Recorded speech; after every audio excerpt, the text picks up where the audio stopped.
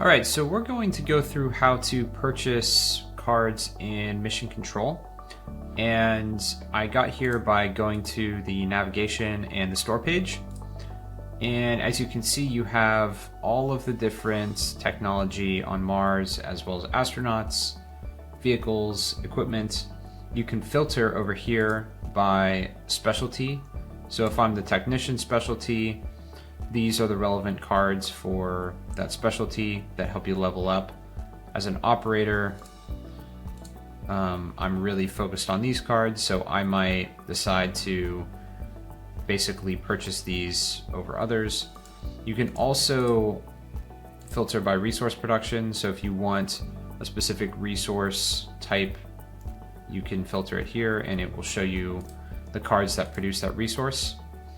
And then also rarity. So rarity is the card's strength, and the higher the rarity, the more collection strength that card holds, meaning it can produce more resources.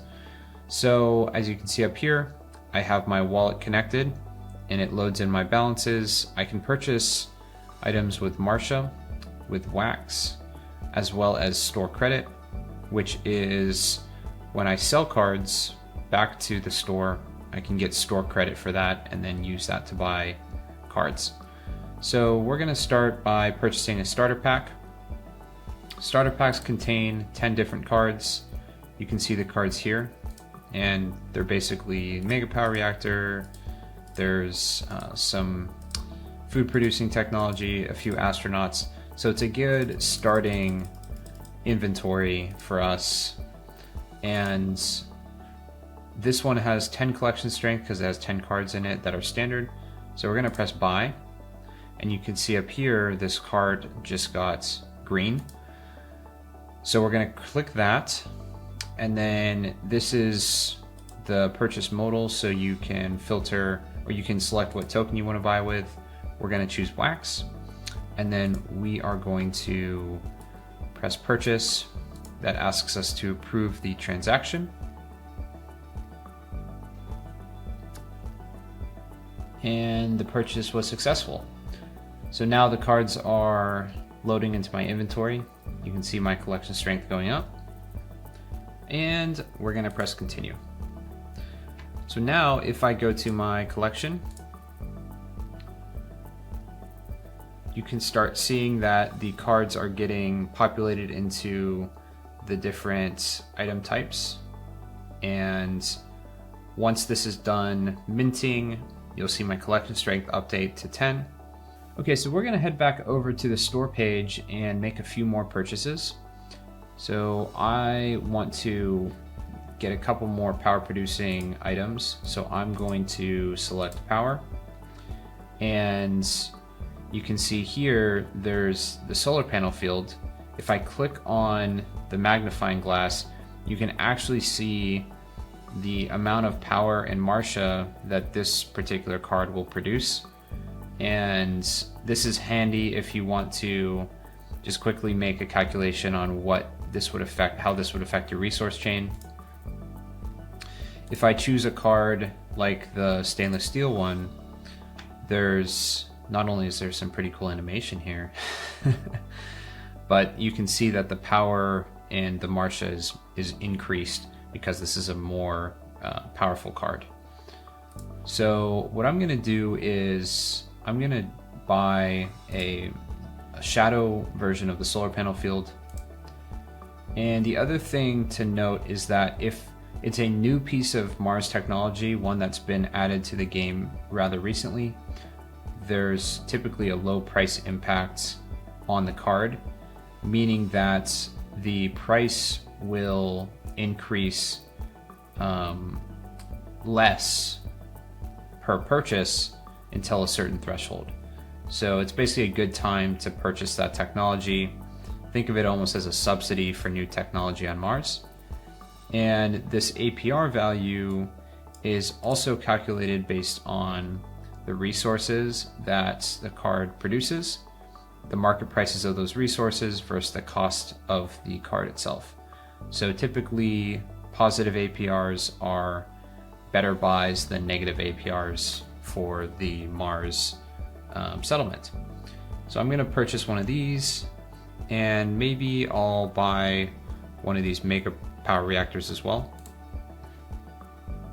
So now when I go to the cart, you can see it loads up both of these cards and everything looks good. So I'm going to purchase with Wax.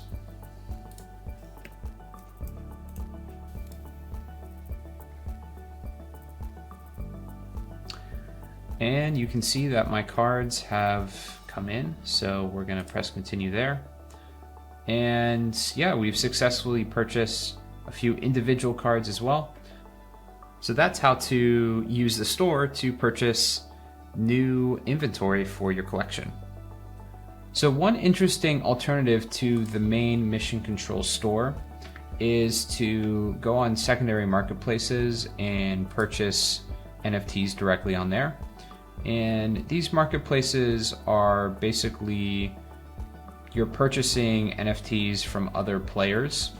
And so you might find deals that are better prices than on the official store.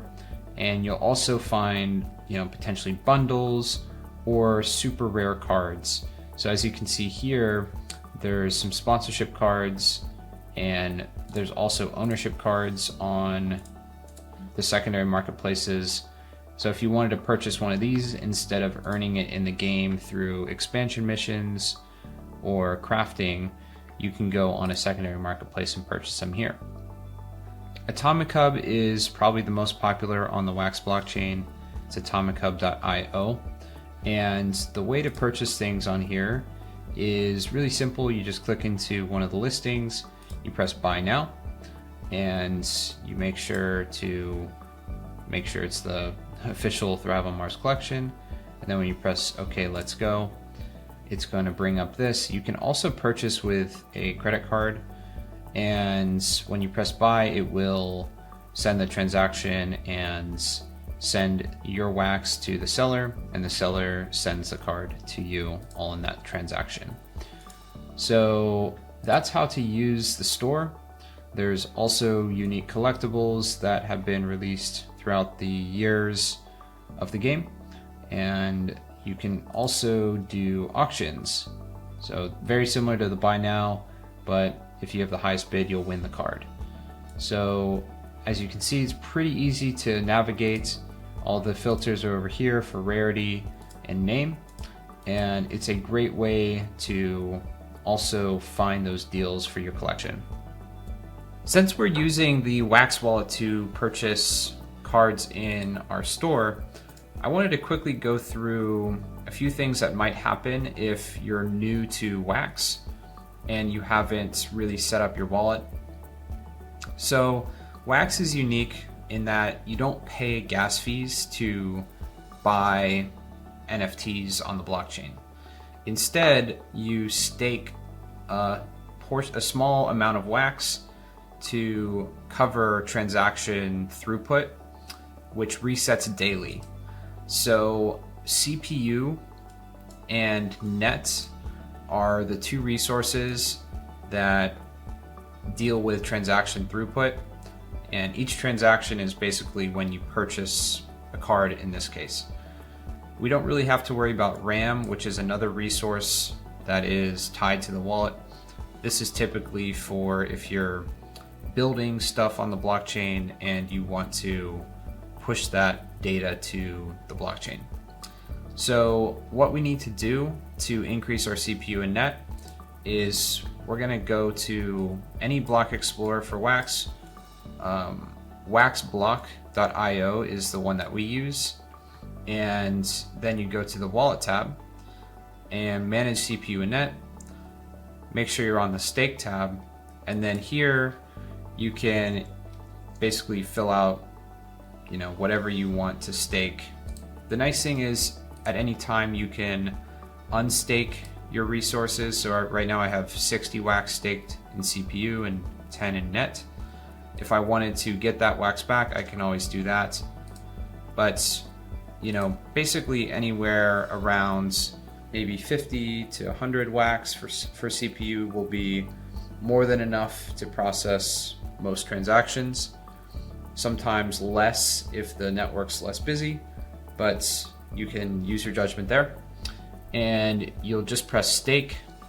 Then the resources will get staked. You'll see them up here, and then these little bars will typically go down, indicating that you have a bit more resources on that wallet. So if you're having issues processing transactions in the store, definitely stake some wax, and then that should resolve it.